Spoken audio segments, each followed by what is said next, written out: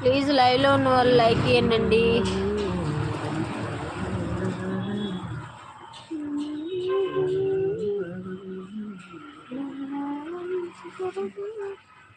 ఈ 4 ముక్కలు పడటానికి రాసుకొని వాడుతున్నా సమ్మక్కలు డైరెక్ట్ వాడతా, చూసుకుంటూ వాడతాను. ఈ 4 ముక్కలు వాడటానికి చూసుకుంటూ వాడుతున్నా.